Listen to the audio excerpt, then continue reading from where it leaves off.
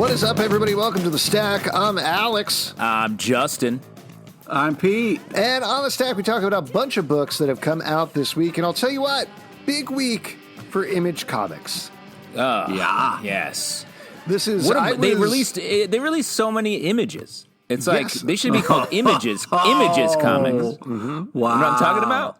Yeah, I know what you're talking about. The only reason I bring that up in the beginning is because usually we try to be a little picky and choosy from each publisher, so we get a smattering of things from all over the spectrum. But there was so much great stuff from Image. You're going to see it popping up almost every other book, starting with our first review on the podcast, Chew, #1 from Image Comics, written and lettered by John Layman, drawn and colored by Dan Boultwood. Now, this is CHU, Chew, not CHEW. That's right. Yes. This is, as writer John Layman explains in the back matter, he kind of looks at it as Better Call Saul to Breaking Bad with Chew, where they both exist on their own, but they weave between each other. This is focusing on another member of Tony Chew's family who turns to a life of crime instead of a life of policehood. Pete, you were a big fan of Chew. What'd you think about this one? I was. I thought it was a really fun, creative series. This is cool because I didn't kind of know what we were doing here. So, like, it's an interesting start. It's a comic book podcast, so we talk about the comics and review them. Not what we're doing here. I'm talking about what the comic was doing. Well, this podcast is kind of, I always think of it as like the Better Call Saul to our live show, which is our Breaking Bad. It's a good call. That is a good call. Wow, that's bold. That's a bold statement. But we're definitely fleshing out a lot of backstory in this podcast for sure. I want to know how Pete. I want to know how Pete became Pete. Yeah, that's why Pete has that drawer full of cell phones. I get it now. So, yeah, and we finally kind of get how it all connects at the end. It's really well put together. It's great. It's got kind of a fun feel like Chew does, but it's also a little bit different, which is nice. And we're kind of getting the bad sisters side here, so it's cool. I'm excited to see where this goes. Yeah, I agree. I thought this was great, especially like I wasn't the biggest Chew guy. I know you guys were more into Chew, but I think this does a good job of like starting fresh. Like I feel like I didn't need to know any of the Chew stuff to come in on Chew. I miss Rob Gilroy on art a little bit, particularly because what he does so well is add so many ridiculous details in the background, like little products and visual jokes and things. And I think Dan Boultwood does a great job with the art, and it feels different enough that it's its own thing, but cohesive with what Rob Gilroy did on Chew originally. But John Layman's writing, always great. That did feel a little lacking to me, but at the same time, I'm definitely on board. It seems like a fun crime thriller, and there's a great setup there. Yeah. But you said his writing is lacking on this one? No. Oh. I said the opposite of that. John Layman's writing is always good. Oh, yeah. It's but then not you said lacking. It's not lacking. Okay. Yeah. Not I lacking. said it's That is the not opposite. not lacking. I said not 3 times in a row. Yeah, I think he said it's crack-a-lacking. That's his #1 compliment. Do you know what is crack-lacking is Billy Batson's life over in Shazam, #13 from DC Comics, written by Geoff Johns and art by Dale Eaglesham. After a 1-issue detour with a new team, which I think we all agreed was surprisingly great. Yes, We're back to the main very good. storyline where Billy Batson's dad has been turned into an evil Shazam by Mr. Mind. The whole monster society of evil is there, taking it to the Marvel family right in Philadelphia. Man, this is so big and so good. And Geoff Johns, as usual, knows exactly how to write Shazam. Dale Eaglesham's art is phenomenal. I love this book. Yeah, I was really impressed. I also love the way it starts. You know, you kind of got this, Black Adam is knocked the fuck out, and you've got this huge, like, splash page, title page that felt very kind of like old school comic-y in such a great way. I really love the action, the storytelling. This is a really fun book, and I really wish this kind of craziness wasn't going on right now, because I want to go to my comic book shop and buy this book, because I feel like holding it and looking at the spread pages would be just so amazing. And kissing. And kind of, yeah. Well, it just You sucks. said yeah. I can't hold it. It can't be in my hands right now. You really said yeah. I like this a lot too. It's amazing that Geoff Johns anytime he really gets connected with a character, he really blows the world out, and he sort of Green Lanternified the Shazam world with this, with his run on this, and it's fun. It's in Philly, sucking on a cheesesteak, obviously, and great stuff. I agree with you that Geoff Johns is killing it. The writing is really great. I wish he wouldn't have said Green Lanternified because I don't really like the Green Lantern. But I think that that last page was such a great last page. It really feels like the writer and the artist are having a lot of fun on that. And that whole pick on someone your own size was a really cool, badass thing. Amazing. Yeah, I really like this book. And this is a little bit of a weird qualm to bring up, I wish it hadn't taken 13 issues to get here because it feels like, Billy Batson's dad being an evil Shazam is such a good, smart, clear idea in line with what he did with Professor Zoom, or Zoom eventually for The Flash, what he did with Sinestro for Green Lantern, where he just focuses in on the hero and their opposite and makes this work. You need that setup because you got to set up all these lands. So where this is heading and where this is concluding I think is great. I do wish we had gotten there a little bit faster. Yeah, I think he's just, he's really rewarding the fans who stuck in there, Okay. Yeah. All right, Pete, why don't you go kiss that comic book? Empyre number 2 from Marvel Comics. Story by Al Ewing and Dan Slott. Script by Al Ewing. Art by Valerio Schiti. This is 1 week after the first issue of Empyre when it turned out, spoiler, it's not a Kree Skrull invasion of Earth. It's actually a Coati invasion of Earth. The plant people that initially seemed friendly, though everybody kind of doubted it a little bit, don't trust are actually those plants. The big bads of the crossover. We are picking up here where the Fantastic Four and Avengers are reeling in space, basically having been nearly destroyed by these plant people who now have their eyes on Earth. What'd you think about the second issue?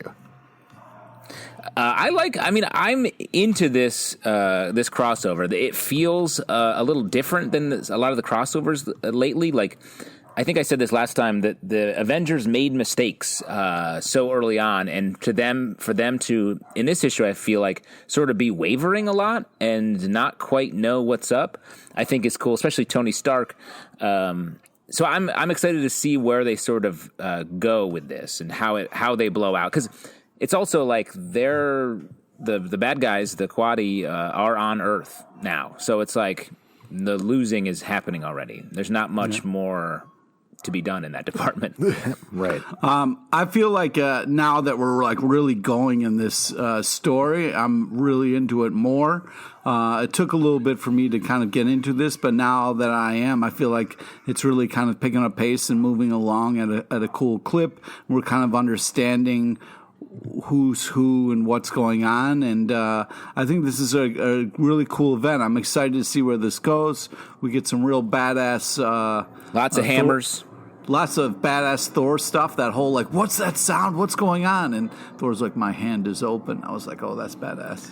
Yeah, this is very fun. I feel very similarly to this issue that I felt with the last issue, where it's fun action. Al Ewing and Dan Slott know how to write this stuff.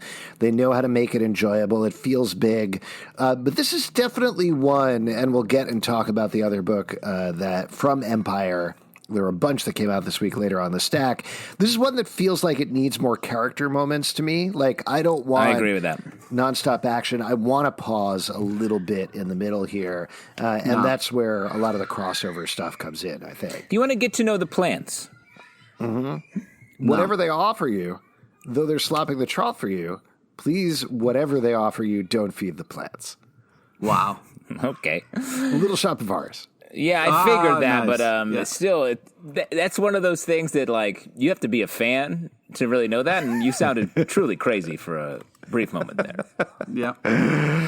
It's my favorite musical of all time. Birthright number 45 from Image Comics, written by Joshua Williamson and art by Andrei Bressan. This is picking up on the epic last issue of Birthright, when our heroes finally went head-to-head with Lore, the God King, who has plagued them since the first issue, and spoiler alert right here, won. And so now we're going to see a bunch of the events that happen at the same time as that, go beyond it. Things particularly don't go exactly the right way they should. Pete, what's going on? I can't believe this wasn't Justin's favorite book. I mean, he's excited about Low, but like this has been his jam for so long. Get off my jock, dude. Dude, I'm just saying, where are you at, bro? Like I like all comics. I like pretty much most comics, and yeah, but like you've been like Birthright, and then this is the last issue, and you're like, I like Low. This is not the last issue of Birthright, which is maybe why I wasn't. I am excited about it. But what I would say about this is it goes almost too well here. So I feel like these last three issues even have been such showpieces for the art that I feel like sort of the nuanced character moments are what we're going to get into with these last few issues coming next. Yeah, there's definitely a setup at the end here, without getting into spoilers for this one, that means some bad things for our main family. I'm surprised that it has gone on much farther than the last issue, but clearly there's more story to tell, and I'm really interested to see what Joshua Williamson brings to the table. Yeah, this thing has been really unbelievable, and I'm really excited to see how well this ends up, because it's been really a heck of a voyage. Next up, Batman number 95 from DC Comics, written by James Tynion IV, art by Joe Jimenez, this is the official kickoff of the Joker War, the real storyline that James Tynion was building up to the entire time. We thought it was mano a mano with the designer. Turns out Joker was pulling the strings the entire time. Joker the now whole has time. Bruce Wayne's entire fortune. He is running Wayne Industries, has basically taken over Gotham City, and finally puts his plan in action. It is exactly as targeted and harrowing and messed up as you might imagine. How'd you feel about this kickoff? This was really fucking crazy in all the right ways. I mean, Batman is getting his ass handed to him in the beginning. We get this really fantastic flashback with Alfred, which was very touching, since he's not alive. And that whole kind of like weird thing of like, holy shit, Joker has control. And then it's like, what's he going to do? What's he going to do? And he's buying up like all these movie theaters. You get that creepy movie theater guy. Like, this writing is really intense, and so much stuff is happening. It's a real roller coaster. And like Punchline, I'm still very much loving Punchline. And it was rough seeing Lucius Fox tortured like that. I really like this as well. I feel like James is a really smart writer, and giving the Joker Bruce Wayne's money is a way to power him up in a way that doesn't feel overpowered. It's like a prank power in a lot of ways, and I think that matches really well with his character, and it doesn't feel too deviant from his character. So, like, I think this is a sweet beginning to this. I'm excited to see where it goes. The other thing that I think is kind of fascinating about this, particularly because I'm sure they look at it differently now, but James started as acolyte is probably a crazy word to use, but Scott Snyder. Member? Scott Snyder was his mentor, right? Like, he was his teacher. He brought him into comics. He taught him a lot of the things that he knows. They worked together. And Scott always bounced around this idea of, does the Joker know who Batman is or not? And I think ultimately fell on the side of, he does know, but he eradicates it from his memory because that would change their dynamic. Because in the same way that the Joker is the Joker, he doesn't want to believe that Batman is anybody other than Batman. Yeah. James seems to be playing with something entirely different here, still bouncing around the idea based on the fact that he's buying up all the movie theaters, making them show Mask of Zorro or Mark of Zorro. I don't know which one. Probably the Antonio Banderas movie, I assume. Yes, I mean, that one hurts more, honestly. Despite the fact that Mark of Zorro is what his parents died seeing, Mask of Zorro just could have been better. Right. It could have been a little better. Man. Well, and you watch it and you're like, Catherine Zeta-Jones ended up with Michael Douglas? Yes. Come on. It just feels She had strange. Such a career ahead of her. Oh my! What is happening right now? We're just anyway, being real, Pete. We're being real. Don't tell people how to live their lives. I can tell Catherine Zeta-Jones to do whatever I want. No, you cannot. I can because it won't change her mind in any way. Wow. Zalb and Zeta-Jones right next to each other. They probably sat next to each other in school, and so they have a long-standing connection. We were lab partners. We did this experiment where they shot lasers across the room, and she did a thing where she very slickly went through the lasers. Like Amazing. Absolutely. Amazing Spider-Man Sins Rising Prelude #1 from Marvel Comics, written by Nick Spencer and art by Guillermo Sanna. It's interesting. We were speculating a little bit with the last issue of Amazing Spider-Man what direction we were going in. There were teases of the Sin Eater, but they all seem to be at the beck and call of this new villain, Kindred, who also seems to be somebody who knows Peter Parker. Here we get a little more clarity on that. There is going to be this crossover storyline, whatever you want to call it, called Sins Rising, that brings the real Sin Eater back to life. Here we find out what's been going on with him, how he escaped from hell. This is... I really was very impressed by this issue.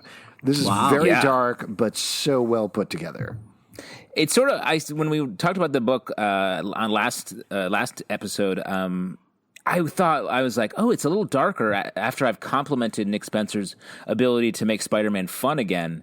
And then these last two issues have just gotten darker and darker. And Spider-Man's sort of a side character in this issue even. Yeah, I mean, and it's really I wouldn't say this is a Spider-Man book. This reminds me of maybe an Image or a Dark Horse book where it's really fucked up dream world shit going on, where you don't really know what's happening, and there's this really weird talk show, and Spider-Man's kind of like a spoof of himself. He even makes fun of the black costume. So yeah, I mean, I'm sure people like this. So cool. I think it's great, and just the mashing up of the art styles and the way it just moved through the different, bringing back the history of Sin Eater while telling this new story. I thought was just great across the board. It really doesn't make me want to ever eat apples again. No, I mean you shouldn't anyway, because I don't know. I can't think of a good reason. But an apple a day brings your sins into play. There we go. There it is. Definitely pick up this issue if you're curious about the storyline. Thanks, Pete. Let's move on and talk about Bliss #1 from Image Comics, story by Sean Lewis and art by Caitlin Yarsky. We talked to Sean Lewis on our live show. It was always great to talk to him. Oh, we did? Great guy. Yes, we did. But weird. Sorry, Pete. I don't know if you were there. But I don't think we're just blowing smoke up his ass. This is a good book. I was very impressed with this across the board. And we blow a lot of smoke up a lot of different asses, but in this case, that is not what we were doing. No disrespect to our amazing guests that we had on, and I had a lot of fun talking with them, but the art's the real champion in this book. This art is really phenomenal. Wow. And I know I'm a Bronco record, but it's worth picking it up alone. I mean, it's really unbelievable art. So you're saying when you were talking to our guest, you were blowing smoke up his ass? No, I'm not saying that. Well, and if you remember, actually, Alex, the one question he did ask was about the art. That's true. That's true. If you are curious about this book at all, again, listen to our interview with Sean because it'll explain it a little better. But basically, it is a son defending his father in front of a courtroom. We get the story of the father. It very slowly unfolds and almost seems not mystical at the beginning, but it becomes clear that it takes place in the city where there's a drug called Bliss. It basically drains out your worst memories, and the father gets embroiled in the mob creatures who sell this process. So creepy. Very creepy, but like you said, the art is great. It is very dreamlight throughout. This book is real good. The frog completely. With teeth thing gave me nightmares. This book is great. I mean, we talked a lot about this with Sean. The way he blends in big ideas and the narrative drive of the story, the more emotional stuff is so good. He comes from a theater background, which I thought was great. Does. And was that? I say sure does. It really shows. And it really shows in the book. It feels like sort of good older theater at play here, and it's great. It reminds me of when I was a kid and going to Rochester and seeing a lot of different like theater stuff, you know. Wow, Rochester, here we go again. Like Phantom of just the something Opera, about Pete? the people in the book just remind me of Rochester for some reason. I don't know why. Oh, Jesus. So stupid. Wynd number 2 for Boom Studios. Another book. What? Wynd. Wynd. Another book written by James Tynion IV, illustrated by Michael Dialynas. We'll just speed it up in post. Perfect. Yeah. Just No fix that in problem. post. So this takes place in a world where magic has been outlawed. It is called Weird, and there is one kid called Wynd who is in fact magical, terrified of being magical, who is stuck in the middle of all this as a... I don't know. A witch hunt basically is going after magical creatures Weird again. Weird hunt from a guy named the Bandage Man. I think we're pretty complimentary of the first issue. What do we think of the second one? I think we talked a little bit about in the first issue how it felt like we didn't get enough information, or it was left at a point where it was like, what is this? And I think these first 2 issues would be a great read together because by the end of this issue, it's like, I see what's happening. All of these characters that have been highlighted are going to go on this journey together. I think the stuff with Wynd is really great, and it feels like it's about being like growing up and being like a teenager and not fitting in with the people around you and just dying to have that work out, like to fit in or go somewhere else.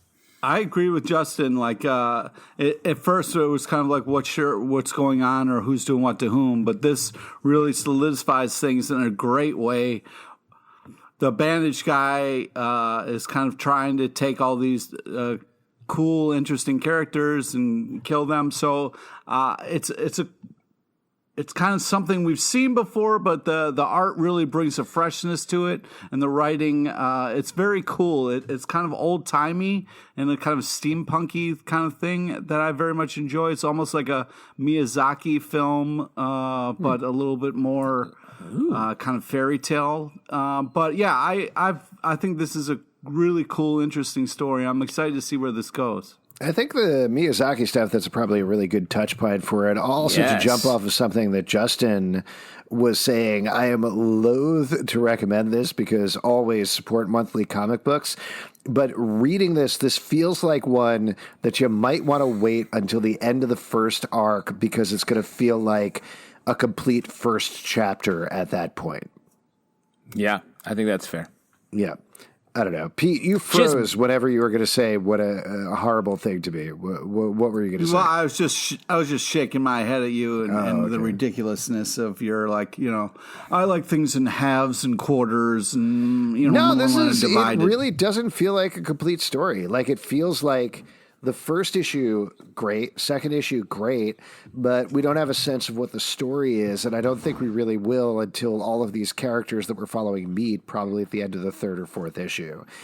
So support. And just to follow up, Pete, you don't like that Alex likes his things in halves and quarters, and your main form of measurement is buckets, right? Yeah, buckets. Yep. Yeah. Just but no, I think eat if a there's cereal something bucket full of cereal. You read a bucket of comics.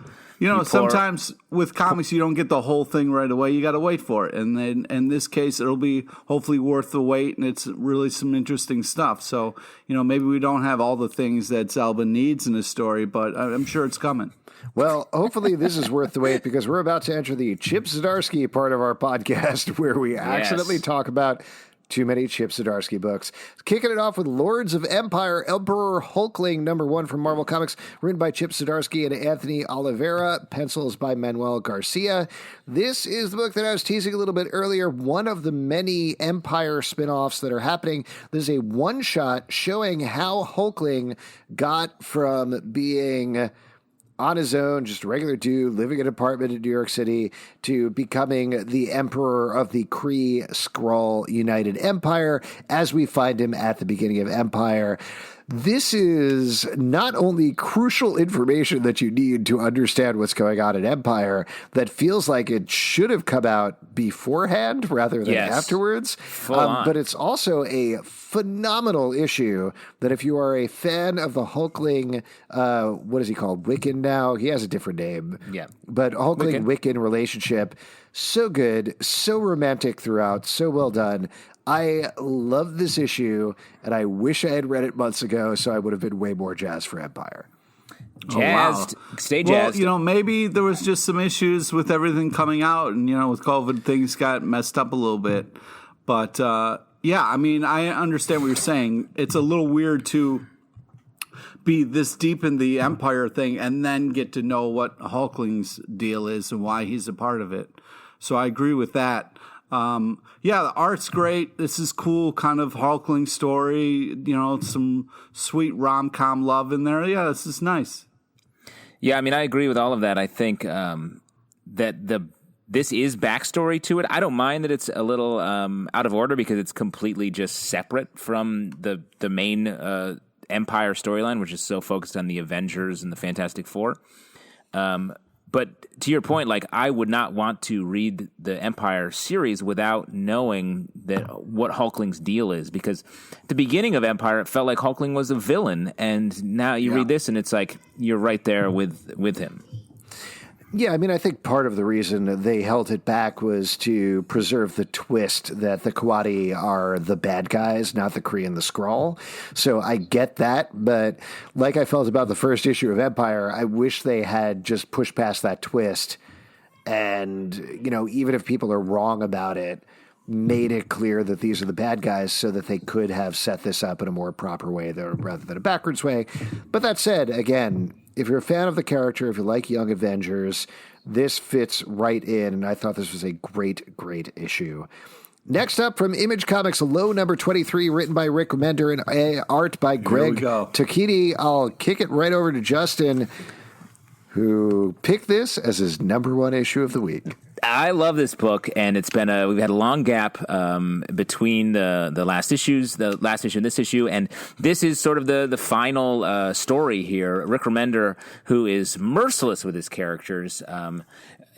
We've seen so many tragic, horrible things happen in this world, and this book, he does such a great job of just, along with Greg Tocchini, the artist, of just creating these great mythical worlds, and that touches on different genres. It was all the undersea stuff. It felt very Pirates of the Caribbean, not the movies really, but just the concept, or just like that mythology there. And then it got into sort of Planet of the Apes stuff in the last arc, and that's where we pick up here. And I just love it. It's so good.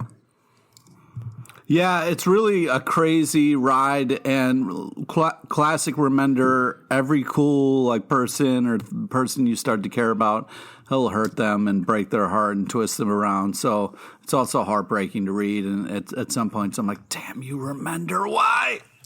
This is one that I'm going to have to go back and read again, I think, because it's come out so sporadically. I spend half of every issue trying to recall exactly what happened over the past couple of issues. But like you said, Greg Tocchini's art is so good. The ending sequence is great, even if you don't understand what's going on or remember who the characters are or anything like that, just because the action is so well laid out and the danger is so well laid out. But great book. There you go. Great book. Wicked Things number 3 from Boombox, created and written by John Allison and art by Max Sarin. Big fan of this book. This is about a teen detective who goes to a teen detective convention, gets framed for murder, and now she has been taken in and forced to collaborate with the London police. That's where we pick up this issue. It's so fun. The characters are so good. I am enjoying this, reading this so much, and I'm also enjoying how much this issue kind of takes a swerve from the main action to set up some new characters and situations in a really fun way. I agree. It feels like a totally different book. Now she's just sort of an intern at the police department, despite the fact that she's actually being held there basically as a prisoner. But she's like the police department intern trying to solve crimes on her own. And that's also a fun story. So I'm curious how they're going to sort of dovetail it all together. Yeah, it's very cool, the world that they're setting up. The art's really great. The only thing that kind of, I was like really on her side for most of it, but then she used somebody else's jam, and I was like, that's a real dick move, especially when you put crumbs into the jam. I mean, that is just garbage move right there. You're a big jam guy, huh? You like well, really? I'm just saying, if when you're living in a place with other people, you really got to respect others, and you can't just, it doesn't all revolve around you, and you can't just be in your own little world, especially when you're using other people's jam. And then the person who bought the jam and took the time to have the jam now has crumbs in their jam, and it's just not right. That's why you're supposed to just use your finger and pull it out. Oh my God, that's what I did whenever I came by your house for some jam. And you got stuck in his door, right? Yeah, it was a jam. Is it a big jam? But she's her frazzledness is starting to make me think she reminds me of the comic strip Kathy too much, and I'm hoping things will kind of calm down a little bit. Wow, that's a crazy statement. Next on the Zdarksy beat, Daredevil number 21 from Marvel Comics, written by Chip Zdarsky and art by Marco Cicchetto. This is picking up on the storyline where Daredevil is turning himself in for murder. And this is where we start off. There's a little bit of Foggy Nelson in this issue. You must have been jazzed about that, Pete. What do you mean, little bit? Foggy Nelson saves the day again in this comic. Like, how are you guys going to talk shit about Foggy now? Like, he is the only one keeping Daredevil. Like, this guy is such a shit show, and Foggy Nelson's the only one who can rein this fucking crazy person in. I thought for sure you guys would read this and both apologize to me for the horrible things that you've said about Foggy over the years. You should have known that would never happen. I am truly sorry, Pete. Proof is right here. I'm truly sorry, Pete, because Foggy Nelson in this book, he shows up and does just standard lawyer stuff. So he's finally on par with any other lawyer in the world. You are unbelievable. How can you read this comic and say that? That is not true. You like Foggy Nelson. I want just a clear sunshine day, Nelson. I want things to be a little bit more fun. I want some fun energy from this guy. He's a fog. He shows up and it's like hazy, foggy. No. The part of this book that I loved was, I think it's great across the board. The art's very good. But the interaction between Daredevil and Spider-Man in this, I thought was so good. Yeah. Different sides of both characters. That was cool. Yeah. Yeah, it very impressive across the board. And where they're heading, I'm kind of fascinated to see, just because repeatedly Daredevil as a title has completely redefined how superheroes are treated in the Marvel Universe, which is so surprising, and it feels like they're heading towards that again. I'm fascinated to see how it all pans out. Well, it's also interesting that, because I think there's one way to be like, oh, we're doing this thing again where he's like going to reveal his identity, he's going to like go to court and all that, because we did that a few years ago with Daredevil. But this does feel new. So I think if you're worried about that repetition, I think this is a different take.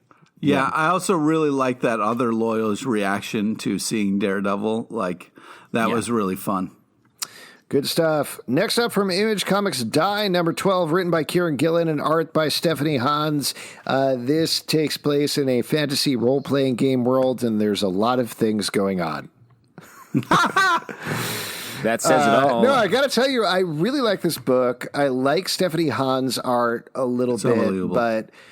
A little bit? No, a lot. Sorry. I like Stephanie Hans' art a lot. I feel like I've lost the plot a little bit with this book, or maybe I can't tell if it's me or the book has veered too far from the basic catchy premise for me to hook into it, because it's starting to feel like watching other people playing a role-playing game. And it's a little frustrating as a reader, to be honest. Well, but I think that's what it is. Like, to me, this reads like the DM's thoughts for a role-playing game, where, like, there's not a ton of explaining. It's just like, this stuff's happening, and you are being told what is happening. Yeah. And it's especially interesting comparing this book to the other book he does, Once in Future, which is so clean and so crisp and straightforward storytelling. And this is the opposite. It's just like, try to keep up with these characters, see if you can remember what's happening. Oh, this character's daughter is an undead version of her daughter, but the daughter's older than she should be, so is there time travel that they have to deal with? Yeah. No, they have to go, like, it's just, and there's no time to be like, it is any of these things. It's just like, that's what's happened, now we gotta go solve it. Yeah, I think Zelbin, you got to give it an issue, because I feel like this issue, there's a lot of kind of like moving things around a little bit, and I feel like they started so strong, and the storytelling, the art has done such a good job that maybe this issue is just kind of like rearranging things, and then they're going to kind of get back on track. I know what you're saying, but like, I don't care. I'm going to give it a little bit of a wide berth, just because the art and the storytelling and everything has been so strong up until this point, that in this one we're moving pieces, we're putting players into certain things, setting things up. And it was cool when they were looking up at that giant die and you saw the 20.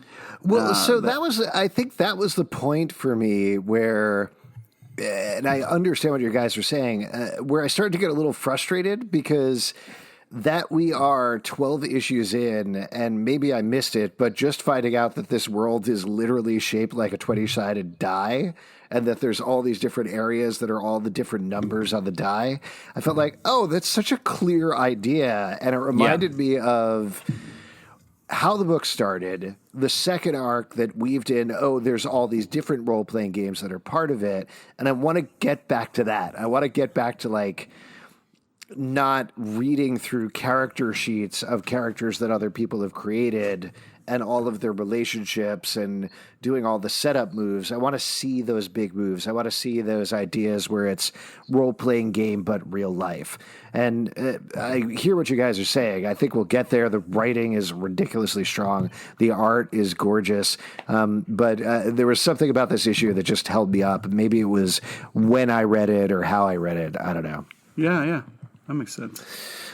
Next up, another one I'm curious to hear from you guys about. Power Rangers Ranger Slayer #1 from Boom Studios, written by Ryan Parrott and illustrated by Dan Mora. This is actually the artist on Once in Future, which we like quite a bit.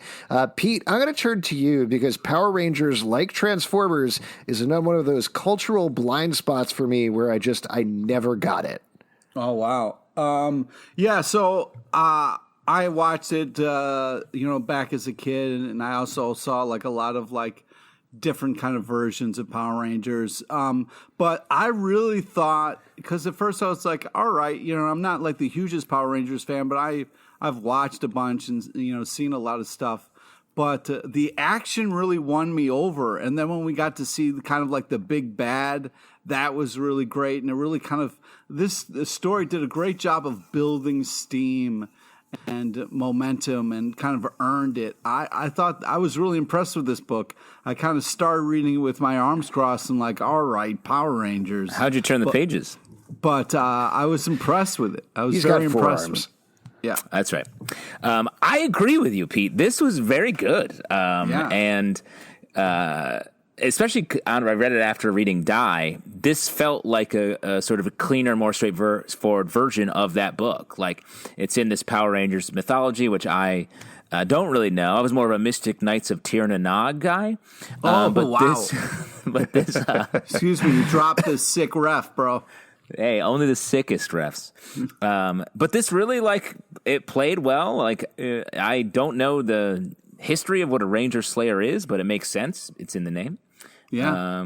And Rita Repulsa, really, it's right there in my ancient middle school history. This is probably a good thing rather than a bad thing, but I kind of wanted more of this. This felt like, particularly when they introduced Rita Repulsa's Raging Ranger Dead, that it felt like, this is Deceased or Marvel Zombies for Power Rangers. And I think that's such a neat idea.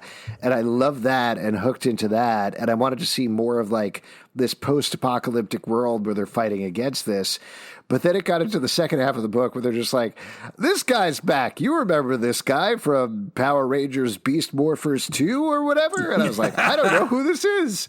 Pete, you must have loved seeing Bulk and Skull. Oh, yeah. Come on. They've really worked out. Yeah. Yep. So that stuff for me was kind of lost, but Dan Mora is such a good action artist that it really pushed past everything for me. Next up, Decorum number 3 from Image Comics, words by Jonathan Hickman, art by Mike Huddleston. I'll call this the most accessible issue of Decorum by far. True. And if just in case you're wondering if any of that Hickman-esqueness has faded, in the back you can find out that Jetty Khan, the alien from Fleesk, is 213 centimeters tall. And that's the kind of stuff, that's the kind of back matter that you need in any sort of comic book. So here's my thing. Like, you're doing the symbol shit with X-Men and all that kind of stuff. So it just seems less creative to see it in another place as well. You know what I mean? Like, I don't know. Like, maybe I'm wrong. Maybe it's like really a cool thing to do and I'm just not hip on it. But just to see it in this book kind of makes me mad. I'm like, you're doing what you did in X-Men. Yeah, but like X-Men is like plugged in, playing the hits. This is like his jam sesh. This is where this is his like MTV Unplugged. This is his VH1 Storytellers. This is where he's just letting the acoustic guitar sing. This is his Cribs. This is his Room Raiders. His Next, whatever you want to call it. Beavis and Butthead. Yeah. Daria, The Max, Eon Flux. Yes, this is his. I was Eon wondering how Flux. many more you were going to be able to name. I think I ran out of. How many more random Viacom shows he can name? I bet he can go all day. They're paying me by the title. Liquid Television, bro. Liquid Television, man. Anyway, I do like this book. Yeah. I like this book too. It's very cool. The art's unbelievable. But sometimes, though, just like the pencil stuff was a little annoying where I was just like, could have maybe a little color, maybe a little bit more. Mike Huddleston, I love that it varies the art styles throughout, particularly when, if you haven't been reading the book, the main thrust of the plot, the reason I say it's the most accessible is because it usually starts with some insane thing for several pages that does not seem to connect to the main action at all, but is about the history of the galaxy. Yeah. The bulk of the book is about a young courier who's being recruited by an assassin to join a school for assassins. This issue is just about that second thing, or mostly about that second thing, so you get a sense of, this is what the actual book is about, and I can hook into this. But at the same time, you have Mike Huddleston doing things like going from very sketchy, uncolored pages to the mentor bringing the courier in, and then it's suddenly fully painted pages, and you feel the same way she feels seeing these things. And it's so impressive. I think it's done in a way that's part of the storytelling, and it amplifies it and kind of like really punches it, the emotional parts really well. But just kind of like it also in the slower parts pulls me out of it a little bit. Well, but then you got to think, though, you get down to the last pages and you get the Jetty Khan from Fleece get 213 centimeter reveal, and that's like fucking great. I spent the entire issue thinking she was 212 centimeters, and my jaw dropped. Yeah, when I got to that. Great book, X-Men Plus Fantastic Four #4 from Marvel, written by Chip Zdarsky, art by Terry Dodson, Rachel Dodson, and Ranson Getty. This, given everything that's been going on, feels like an antiquated crossover from an earlier, more simpler time, just because it's been months since this book came out.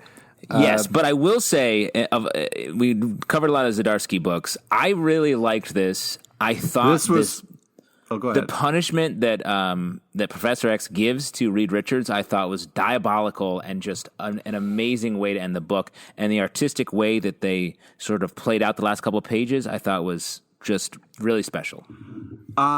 Yeah, I really love this book. I also really like the way Doom interacts with the Fantastic Four kids. Like, it's really cool. It's very Jonathan Hickman. I really like this. It did bother me that Lollipop Xavier was being a complete douche, but like, I don't know. I thought this was. He took off his little hat, though, Pete. You must have loved that. Yeah, that part was cool. He's still kind of a dick. But, like, I thought this was a great book. The art was fantastic. It was nice and easy to follow with all these crazy events where you're not sure what's going on. This, like you said, brought me to a happier time and was a nice, kind of like happy, relaxing read. Yeah, it's very good. Like you said, the Dodsons are always amazing on art. The Valeria Doom relationship is one of the best things out of Hickman's run on Fantastic Four. So good. I'm not quite sure what the eventual conclusion it is because it seems like everything is status quo by the end. But like you said, those last couple of pages definitely make it worth it. So good.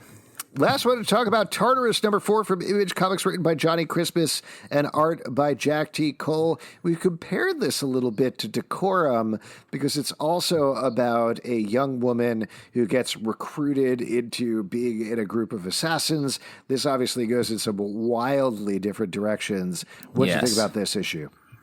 Well, this really brought me back to high school, when everybody was graduating and then a lot of people got definitely high school caught up into the assassin kind of, drafting, if you will. Like, I was thinking about joining this assassin league or this assassin league.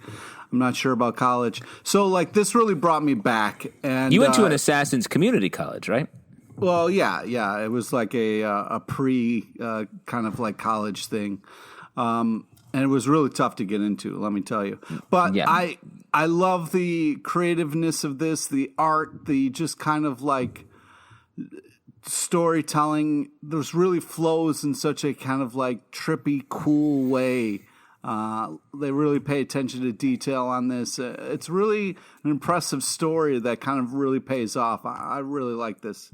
We talked about this with Di a little bit, but this is the comic book that I understood the least of what was happening in the ones we read. But I had the revelation, it does remind me of Dune very much. Ooh. If you like Dune, I think you like this book.